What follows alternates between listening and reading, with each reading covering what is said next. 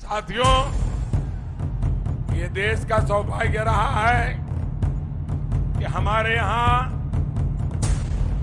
गंगा जी की सफाई का अभियान सांप्रदायिकता की नजर से नहीं देखा गया।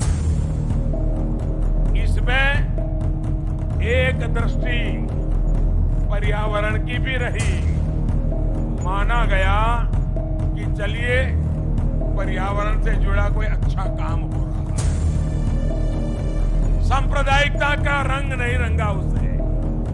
वैसे ही अयोध्या में हो रहे राम मंदिर के निर्माण को लेकर, काशी में हो रहे कार्यों को लेकर, प्रयागराज में हो रहे कामों को लेकर एक दूसरा पक्ष भी मैं आज देश के सामने रखना चाहता हूं।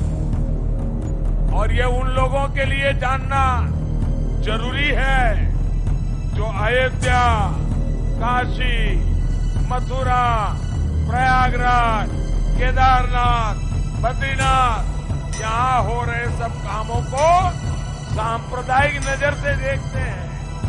साथियों, अगर मैं कोरोना से पहले की बात करूं तो 2 साल पहले 2019 में मुस्लिमों के पवित्र स्थान मक्का में 2 करोड़ से ज्यादा लोग हज करने लिए, उम्रा करने के लिए गए थे। इसी तरह ईसाइयों के पवित्र स्थान वेटिकन सिटी में 2 साल पहले 2019 में करीब 1 करोड़ लोग वहां के चर्च और म्यूजियम को और पोप के दर्शन करने के लिए गए थे।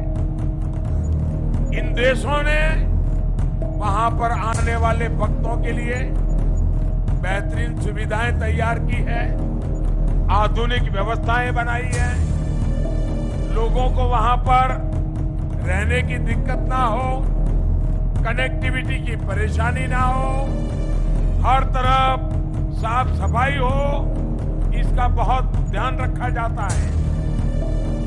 लेकिन भारत में अगर हम उसी दिशा में कुछ काम करें, लोगों की सुविधा की चिंता करें, नागरिकों की भलाई के लिए काम करें, तो इनको वो सांप्रदायिक चश्मों से ही देखने की कोशिश करते हैं। आप खुद देख रहे हैं, काशी विश्वनाथ धाम परियोजना के बाद वहां आने वाले भक्तों की संख्या इतनी बढ़ गई है कि वहां गरीब से गरीब को अब रोजी रोटी के नए अवसर मिल गए हैं। जो आने वाले लोग हैं उनमें आस्था भी है और ये नया परिवर्तन आया उसका कौतूहल भी है।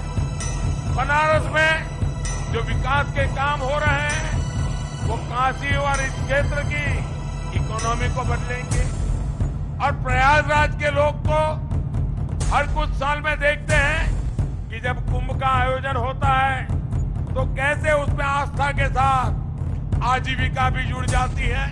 यहाँ के अनेक लोगों को रोजी रोटी के अवसर खुल जाते हैं। ऐसे ही बद्रीनाथ, केदारनाथ में विकास कार्यों के बाद वहां भी आने वाले लोगों की संख्या बहुत बढ़ी है।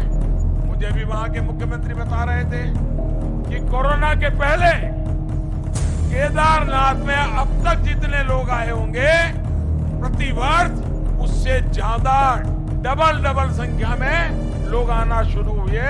तो पूरे उत्तराखंड की इकोनॉमी चल रही है। भाइयों बहनों, जब भक्तों की संख्या बढ़ती है, यात्रियों की संख्या बढ़ती है, टूरिस्टों की संख्या बढ़ती है, तो रोजी रोटी देती है कि नहीं देती है? रोजी रोटी देती है कि नहीं देती है? गरीब से गरीब को काम मिलता है कि नहीं मिलता है?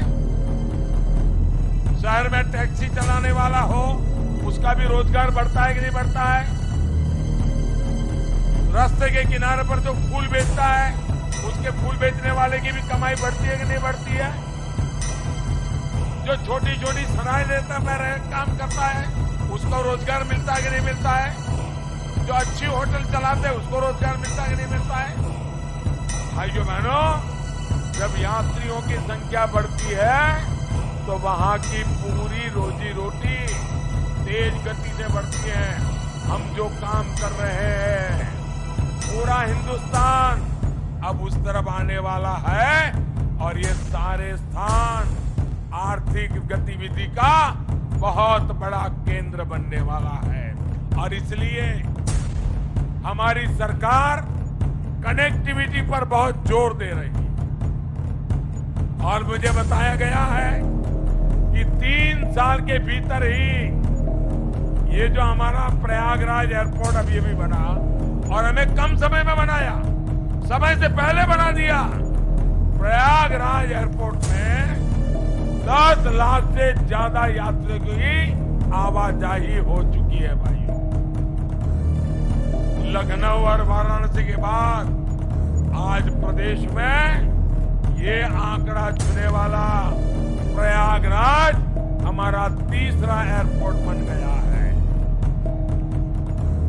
साथियों, बात एयरवे कनेक्टिविटी की हो, हाईवे कनेक्टिविटी की हो, वाटरवे कनेक्टिविटी हो या रेलवे कनेक्टिविटी, हम उत्तर प्रदेश के हर हिस्से को जोड़ना चाहते हैं। योगी जी की सरकार इसलिए ही यूपी में आधुनिक एक्सप्रेसवे बनवा रही है, नए एयरपोर्ट बनवा रही है। इन विकास कार्यों की गति ना रुके, इसके लिए डबल इंजन की सरकार बननी जरूरी है।